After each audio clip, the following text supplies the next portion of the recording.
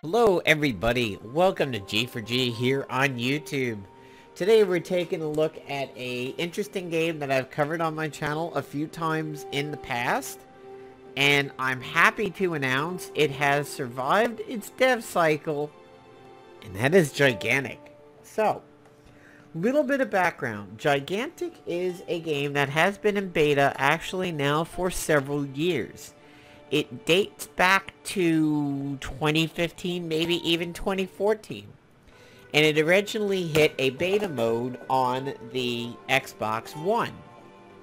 It disappeared for a little while, and then Motiga came out and said, hey everybody, we're going to be back, and we have secured a distribution partner. Perfect World International, or PWE, Perfect World Entertainment, is going to go ahead and distribute the game on the Windows platforms. So, we were going to have the game on the Xbox One and Windows 10 computers through the Windows Store, which as we know is unified, and some games can be played on one area, then be played on the other area. Install it on your Xbox One, play it on your Windows 10 PC. Gigantic was like that.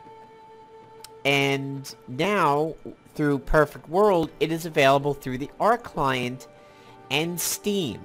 So to give you guys a little bit of background, the Windows 10 version and the Xbox One version share progression and share a player base, and then there is a line in the sand, and then there is the Arc version, which is shared with Arc and Steam. And that is, you can run it on Windows 10, you can also run it on Windows 7 or anywhere that the Arc version runs. So, if you are brand new to Gigantic and you're hearing this video going, hey, I want to know if I want to play this game Gigantic, what's up with that? If you're brand new, you have two choices. Play it through Steam and or Arc, and that's your player base and that's who you are playing against, or play it on Windows 10 through the Microsoft Store, and then your player base is yourself and Xbox characters, Xbox players. And their progressions don't touch. So if you get HK up to level 3 on the Windows 10 version, and you're like, well, I'm playing it on my Xbox One, let me go play it on my PC, and you install it through Steam, your stuff's not going to transfer over. Now, also what has died as of today is the Founders Pack. The Founders Pack is no longer available in the game. So the Founders Pack basically gave you rubies, the red gems, and all of the heroes that were out at the time. And they have now said all future heroes. I really do think that is a case of Motiga listening to the community. Often on their web pages, often on their streams, people would compare it, sometimes unfortunately, to Paladins and say, hey, you guys are coming up with kind of poor value. If I get the Paladins Founder Pack, I get everybody and everybody in the future. For Gigantic, you're saying I get everybody now, but only a limited amount of things in the future. So, at least now, they're saying all future characters, which is really cool.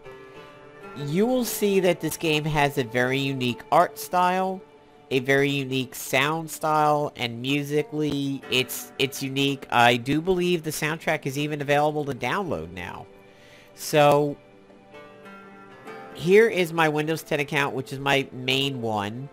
I have 10,000 coins, and I have 670 red gems. I'm almost to a level 11. And looking at my hero loadout, Ramsey is new today with the release of Gigantic.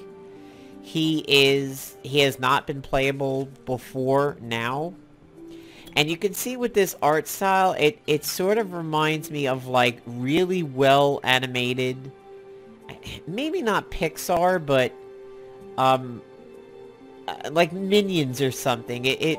Or Despicable Me. It's the art style of like a well animated older kids movie. You know, like early to mid-teens and everything. That's the style, and I think it's awesome. It's easy on the eyes. It's generally easy on the FPS. This game is playable with mouse and keyboard or a controller. And I will go ahead and discuss the heroes with you over here. So Zandora and Paco were the newest prior to Ramsey. Paco was available for a limited time in the alpha and closed beta, and then disappeared for a while, and then came back to the closed beta. Zandora came after him, and I've actually not played against many Zandoras, and I've never played her directly, but I mean, if you look closely at her hair, the striping is a perspective of the galaxy and everything like that. And I just think that is such a cool effect that she has the galaxy or the universe in her hair. And she's also got some really, really cool skins, including this kind of like Roman Empire Rise, if you remember Rise in the Xbox One. So, Lord Gnosis is a relatively in-your-face melee character. He is what you might consider in some games a bruiser. He's not really a tank, but he is not squishy either. Hero-type bruiser. High offense. He's got pretty high mobility for a bruiser. Utility. How this game classifies utility as, can you do something other than your main role? Like, are you a damage dealer that also heals a little bit? Are you a damage dealer that also can tank a little bit? So that's what utility is. And looking through his skins, you can see some skins over here like this. Eternal Master is pretty cool. So this is kind of like this game's mastery version. You have to reach Hero 5 to unlock it. Then there are these Chieftain ones, which I think were available for a little while during the beta. The Eternal Light and Blessings of Auron, these two change the weapons, not the skin. Sort of like a golden weapon in Overwatch to a degree. Speaking of Overwatch, since I said the name, sometimes people compare this to other games, and I can tell you straight out, you really cannot compare Gigantic to many other games. It suffered some comparison to Paladins because they are both free to play, but if you think of how shooters have been coming out lately, Paragon is very MOBA, that's one end of the spectrum, and then Overwatch is very not MOBA and all shooter at the other end.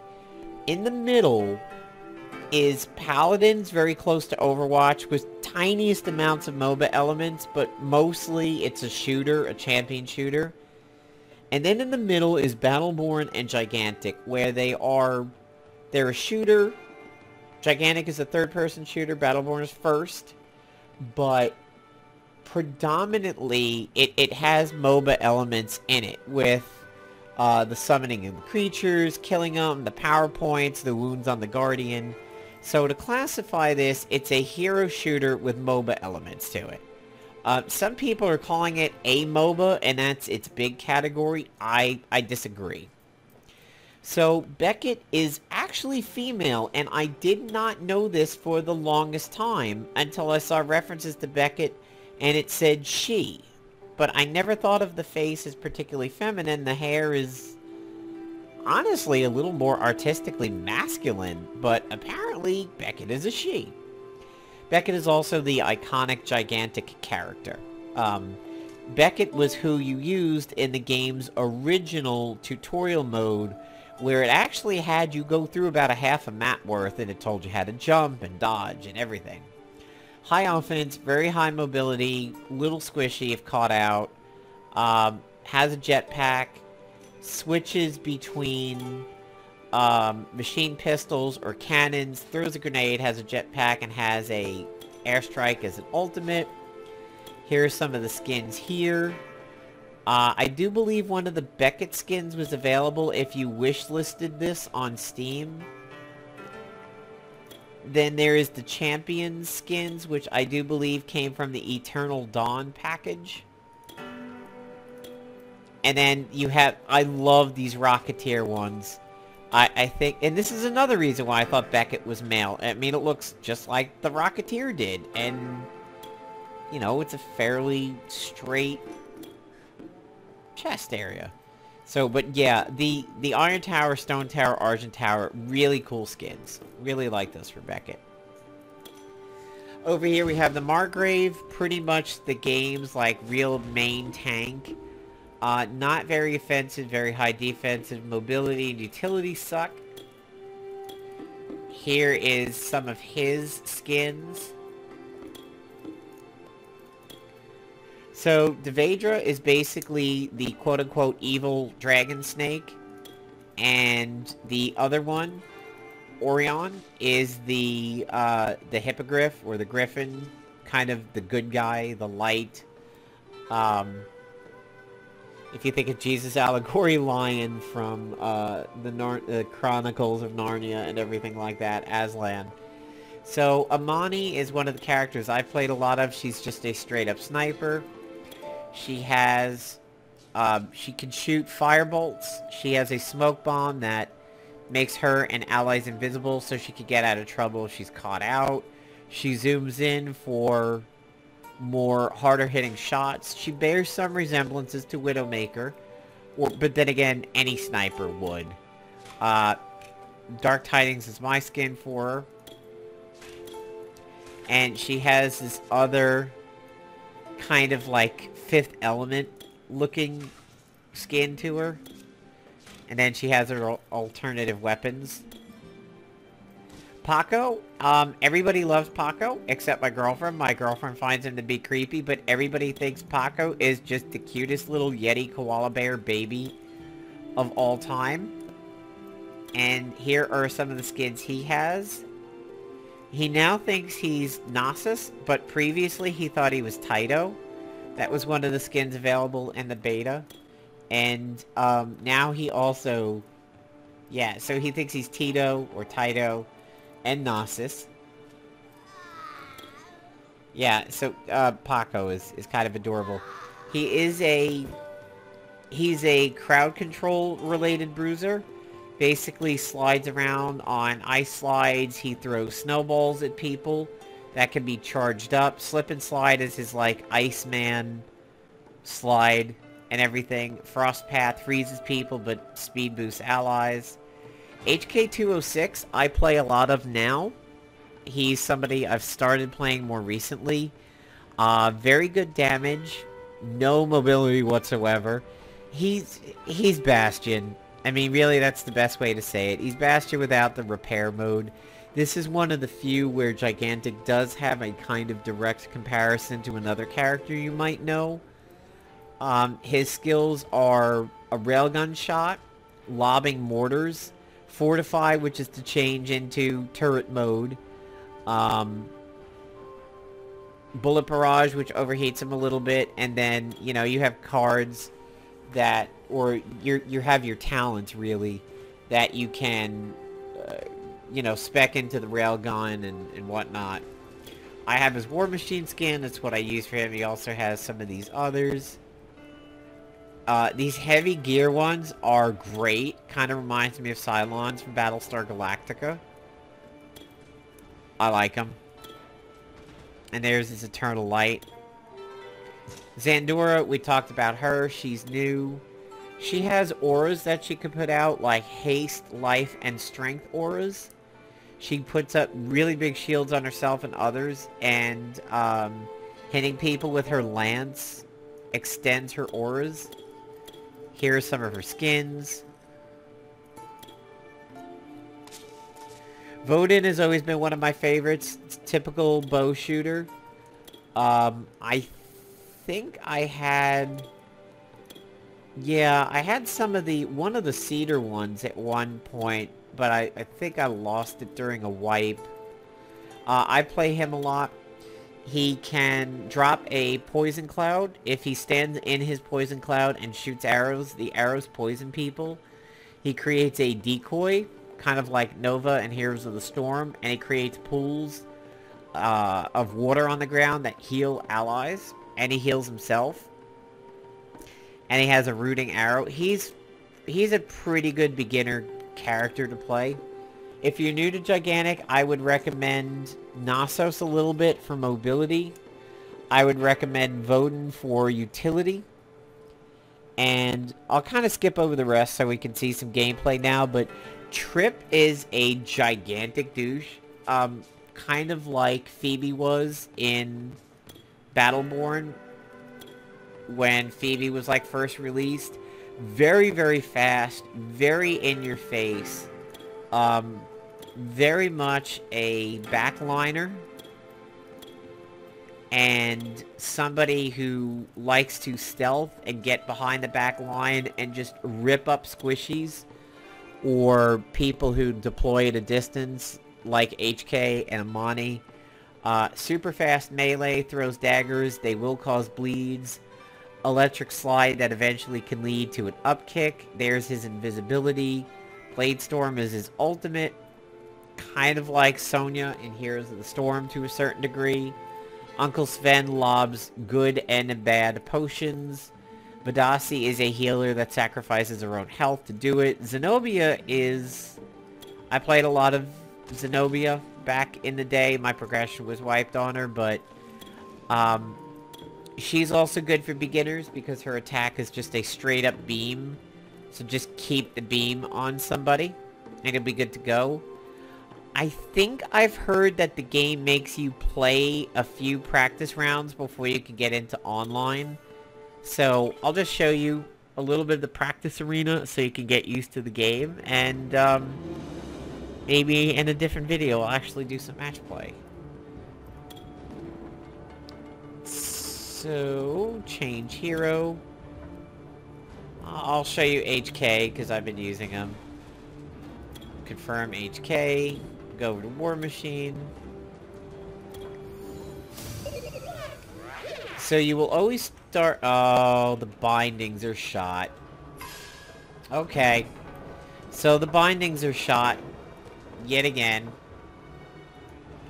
I'm an arrow newbie, so I have to set it off of that.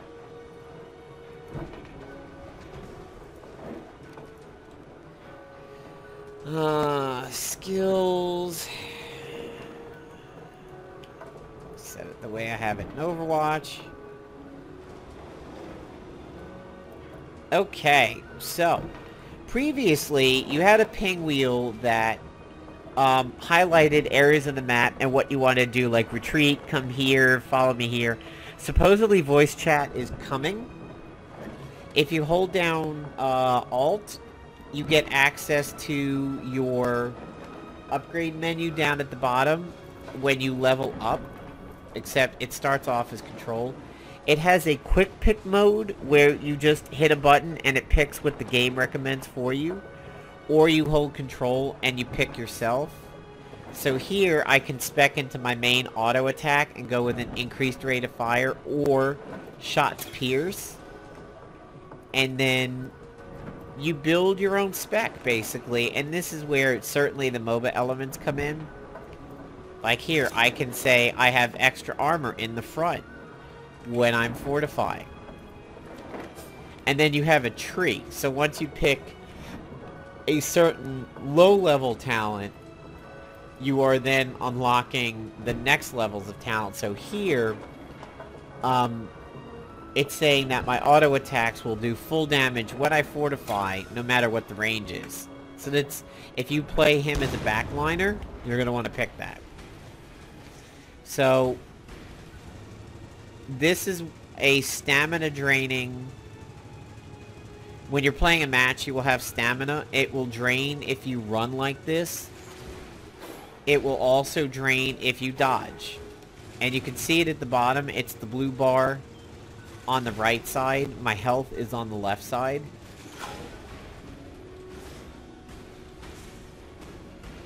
Here's my auto attack. And you can see I build up and then I have to essentially reload. my deploy. Let's see if I can deploy to hit that top guy. Here's my deploy. I have no cooldown on my shots. I don't recharge. Hit that ability again, and I come out of deploy mode. Here is the mortar, and my right click is the rail shot. And you'll see they'll have a cooldown. If I deploy, I have the mortar again, and I have the rail shot again. So I have everything available to me once I deploy. I do believe there is a ability to charge up the railgun. Ah, there it is. You can charge up the railgun for increased range and damage. Your chest gun fires while you charge your railgun. Okay, so that talent. You see how I'm firing my main gun while I'm charging up the railgun until I release it. So that's what's really cool about this game, is every match, depending on what's going on, depending upon how you like to play the character, you just choose your spec. And his ultimate, as soon as I find some creatures,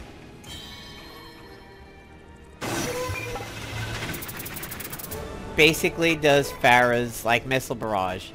Once you hit the ultimate ability, it does not fire until you click your primary fire, so you can kind of be sitting here, holding it, holding it, holding it, everybody's in view, and pop them.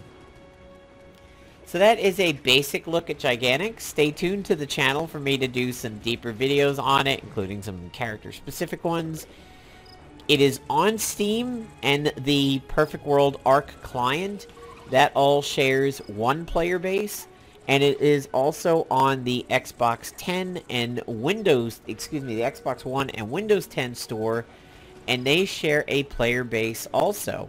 It is controller friendly, it is also mouse and keyboard friendly, so play it how you want. Give the game a look-see and let me know what you think about the game and what platform you're playing on. Peace out, everybody.